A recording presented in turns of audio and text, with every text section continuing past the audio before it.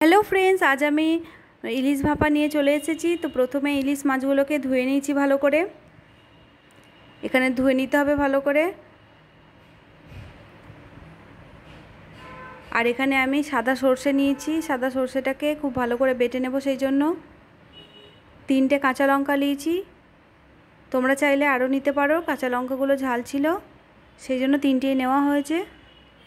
সাদা সর্ষেটা বাটা হয়ে এসছে। এখানে আমি কিছুটা পরিমাণ পোস্ত নিয়েছি। পোস্তটাও খুব ভালোভাবে বেটে নেওয়া হয়েছে।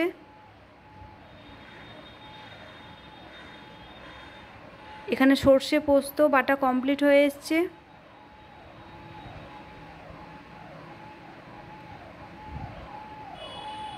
ইলিশ মাছগুলো নিয়ে নেওয়া হয়েছে। এর মধ্যে সর্ষের তেল দিয়েছি কিছুটা পরিমাণ।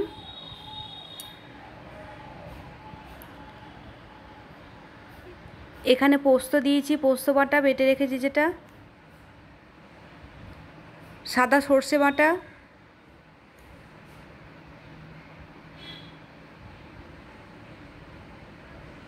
সাদা সর্ষে আর পোস্তটা একটু বেশি পরিমাণে লাগবে। কিছুটা পরিমাণ লবণ দিয়েছি। লবণটা স্বাদ অনুযায়ী দিতে হবে। লবণটা আমার দেওয়া হয়ে গেছে।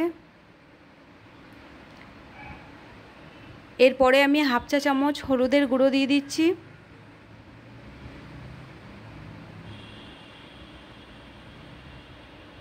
সব উপকরণ আমার এখানে দেওয়া হয়ে এসছে। আমি খুব ভালো করে এটা মাখিয়ে নেব।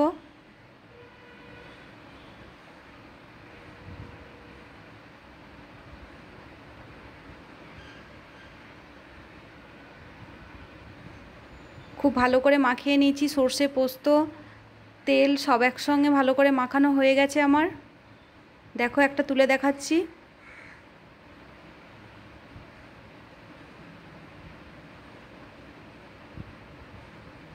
এরপরে 1 বাটি জল দিয়ে দিচ্ছি।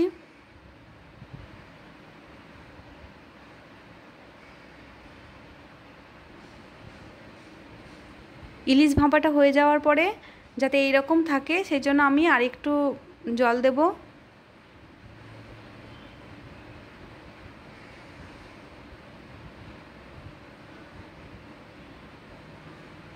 তো এটা আমার রেডি হয়ে এসছে। আমি ননস্টিকের কড়াইটা বসিয়ে দিয়েছি। এর মধ্যে মাছগুলো সব দিয়ে দিলাম।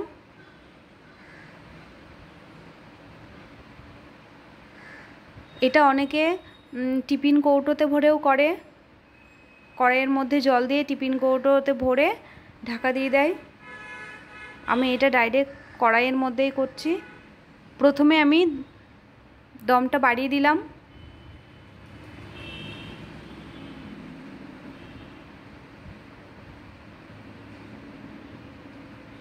যখন এটা ফুটে আসবে তখন আমি দমটা কমিয়ে দেব।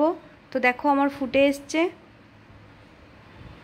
এবার আমি দমটা কমিয়ে দিয়ে, বাড়ানো আছে কমিয়ে দিচ্ছি, দিয়ে ঢাকা দিয়ে দেব।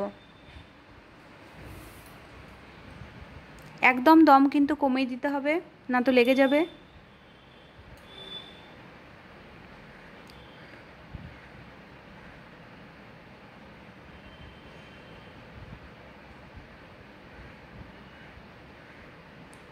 ঢাকাটা খুলে দেখলাম মাছটা প্রায় রেডি হয়ে এসছে আমার। লাস্টে সর্ষের তেল দিয়ে দিলাম কিছুটা পরিমাণে। সর্ষের তেলটা দিলে কিন্তু খুব ভালো সেন্ট ওঠে।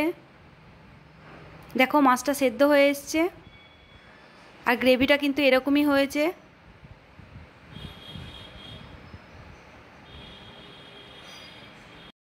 ইলিশ ভাপাটা আমার রেডি হয়ে এসছে। তো বন্ধুরা, এই রেসিপিটি যদি আমার ভালো লেগে থাকে তাহলে লাইক করে দিও, সাবস্ক্রাইব করে দিও আর পাশে থাকা বেলটি অন করে দিও। টাটা বন্ধুরা। দেখো কি সুন্দর হয়েছে ইলিশ মাছ ভাপাটা।